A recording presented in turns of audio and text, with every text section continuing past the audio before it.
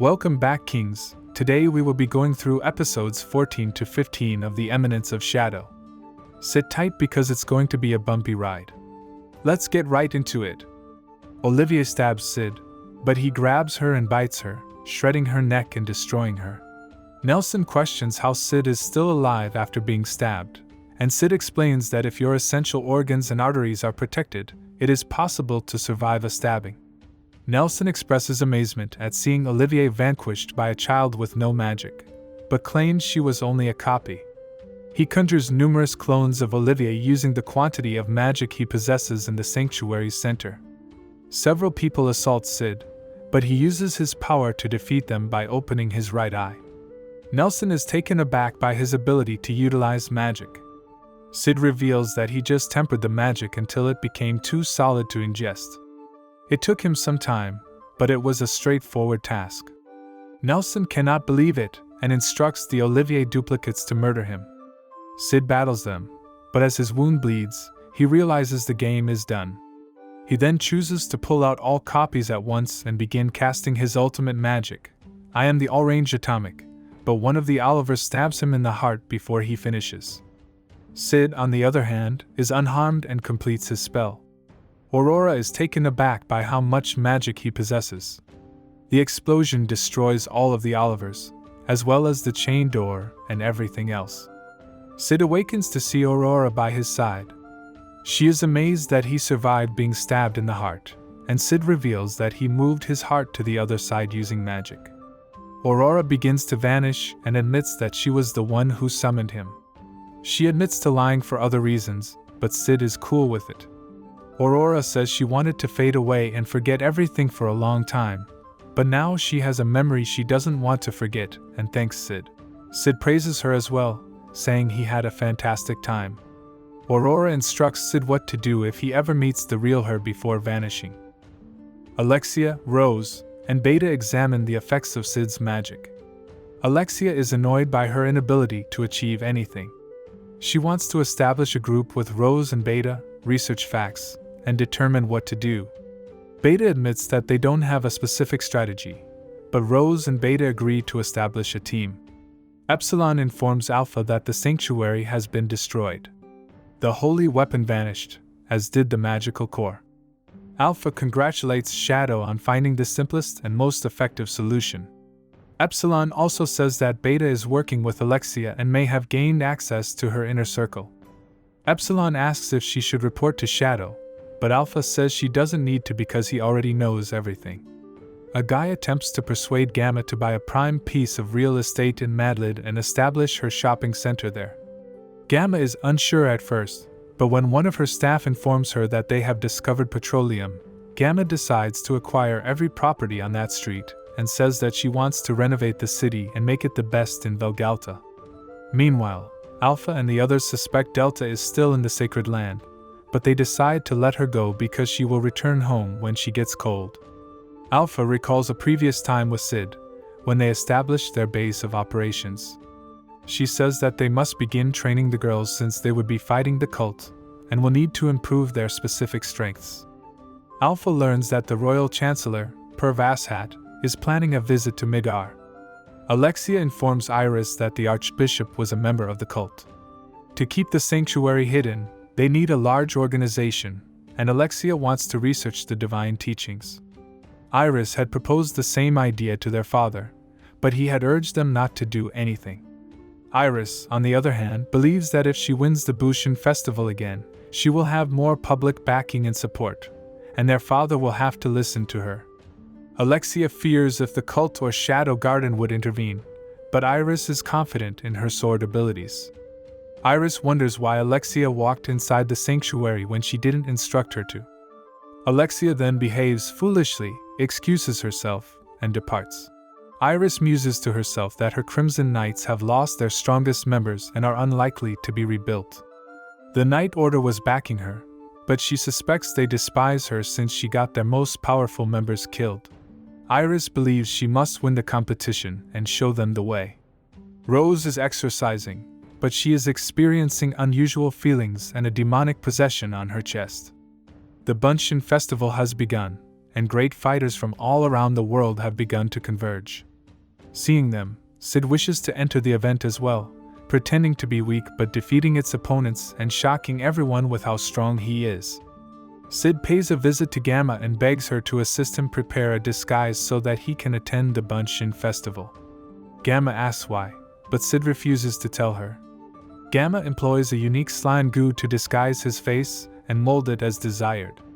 She gives him photographs of how he wants to seem, and Sid notices that he wants to appear weak.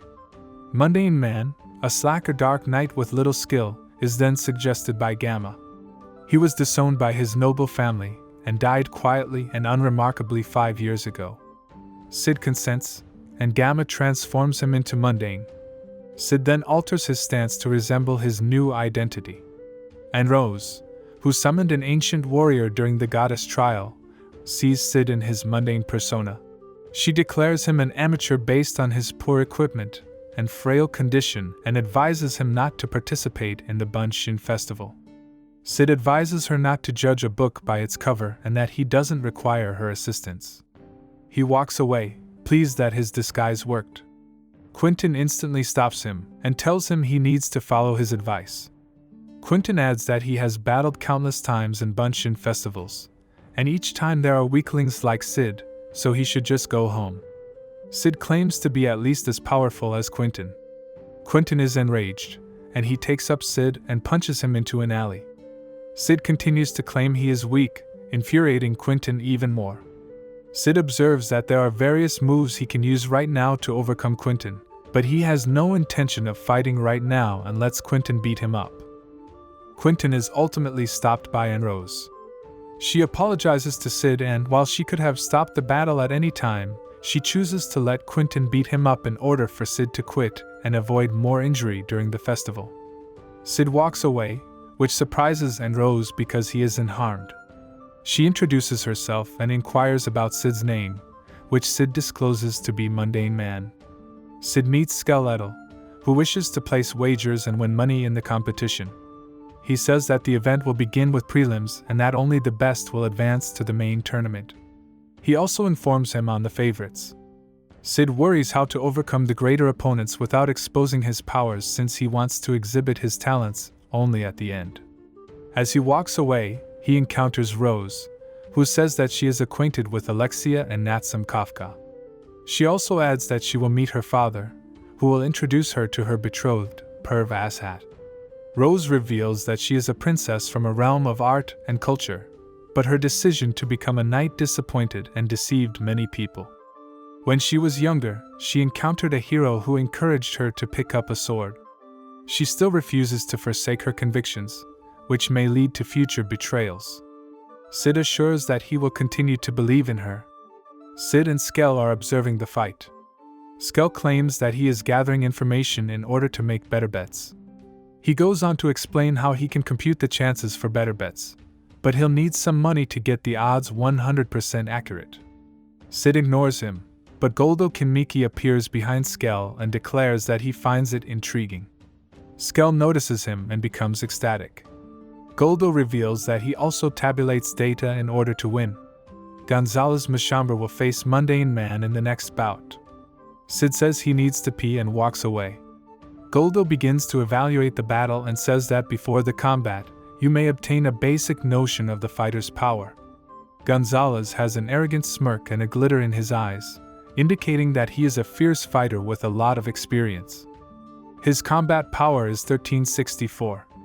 Mundane Man, on the other hand, is shockingly incompetent, and Goldo wonders how he made it to the third round. His fighting power is 33 due to his frail face, physique, and aura. Gonzalez, according to Goldo, will win in less than a second. The analysis has impressed Skell. Gonzalez collapses a split second after the action begins. People believe Gonzalez stumbled and fell, and Mundane is declared the winner, disappointing the audience. And Rose, on the other hand, witnessed Mundane land 2 rapid punches on the chin. Goldo acts as though he knew this would happen and Mundane would triumph. He advises Skell that you may win by betting on those with more fight power or by betting on their opponents. Mundane will face Goldo in the 4th match tomorrow. As Goldo departs, Sid returns, and Skell requests that he give him all of his money so that he may wager on Goldil, but Sid refuses.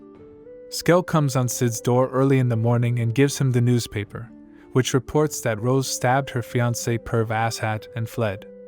Rose's escape has led to her being accused of attacking her fiancé, Perv Asshat, and Princess Alexia is determined to find and protect her friend. Beta, one of Sid's followers, attempts to prevent Alexia from interfering, as she already knows that Rose is hiding in the underground ruins. During the tournament, Sid meets an elf named Beatrix who is searching for her missing niece. She asks him if he knows anyone who looks like her. Sid sees that Beatrix bears a striking resemblance to Alpha. However, he doesn't let her know about her. Meanwhile, Rose Nixahan of Valgada's Seven Blades and a towering figure of a man, Quentin, are suspicious of Mundane's abilities. They wonder if his match against the undefeated Goldie, who only holds this title as he never takes a fight he doesn't think he won't win, will reveal more about his abilities. This is because Goldie possesses a special power. He can see exactly how strong his opponent is. Yet, he has still decided to fight Mundane. The duel between Goldie and Mundane commences. The former instantly launches an attack that should have taken his opponent's head off. However, to Rose and Quentin's great confusion, Mundane avoids it by cracking his neck.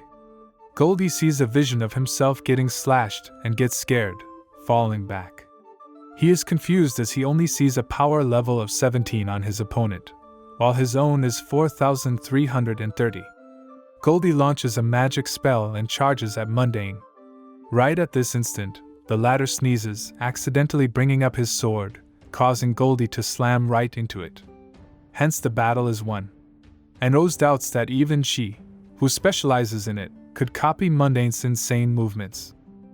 Princess Iris, who is investigating the disappearance of Rose, meets with Perv Asshat. She uncovers that Rose did not harm him at all, and it's all a massive ploy for influence, as he holds a nefarious sway over his king. Meanwhile, as the tournament continues, Mundane Man faces Quentin in the preliminary finals, defeating him without even letting the latter make a move. This makes Rose his opponent in the next round.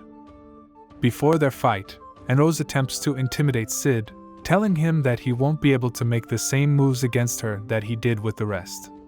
Instead, she is the one left intimidated as he reveals he has been wearing extremely heavy armor all along, to chain himself down.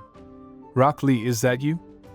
Meanwhile, in the underground tunnels, Rose is being chased by soldiers sent to capture her. She, however, manages to evade. Sid lies in bed, wondering what unit he should use to describe his power to look cool, of course. He is being pestered by his friend, Hyero, who wants to claim the reward to find Rose. During these shenanigans, Sid spots Claire walking up to his door and ringing the bell. To hide from her, he takes Hyero and jumps out of his window in some nearby bushes. As Sid gets outside, he sees the news about has spread like wildfire. He wonders what happened with her. Sid then hears a piano playing his all-time favorite track, Beethoven's Moonlight Sonata, from afar, causing him to reminisce about his previous life. Just then, a sudden realization hits Sid. How does Beethoven's music exist in this magical world? Is there someone else who has been reincarnated along with him? To investigate, he heads to the piano recital. However, Sid's expectations soon come crashing down as the piano player is none other than Epsilon, who learned the sonata from him. Later, the two have tea. Epsilon tells Sid about her upcoming jobs in the Oriana Kingdom, driving the latter to inquire about Princess Rose. The former tells him that Rose is taking refuge in the underground tunnels beneath the royal capital. The two part ways, and Sid spots an empty piano, grinning at the sight. Elsewhere, Beta and Princess Alexia are heading towards the underground tunnels at the latter's curiosity for investigation. The two have concurred that Perv Asshat is related to the cult, and has brainwashed the Oriana King to do his bidding. Cutting over to Rose, it is revealed that at the castle, she saw the empty caricature that was her father. Perv Asshat was responsible for this condition. Not being able to bear the sight, Rose charged at her nefarious fiancé. However, she is instantly labeled insane and is forced to flee. Now, as all seems hopeless, Rose is left only thinking of Sid. Even if she weren't on the run, the demonic blood that had infected her has spread too far to stop. Just then, Rose hears the faint sound of a piano playing. It's the Moonlight Sonata. She heads towards that and finds Shadow. He gives Rose some of his power, removing the demonic infection that had weakened her, and vanishes. With resolve stronger than ever, Rose heads back. At the same time, Beta and Alexia arrives at the site, shocked by the powerful burst of magic. Alexia inquires Rose about what transpired, but she refuses to involve her and pushes away her help. This angers the former, driving her to demand for answers forcefully. However, Alexia is defeated. Rose leaves her with Beta and goes her own separate way. Meanwhile, happy with what he accomplished with the piano and having borrowed it, Sid comes back to his place. However, he is greeted by a furious Claire, who has been waiting all day for him. In the end. For now, what challenges await these side characters?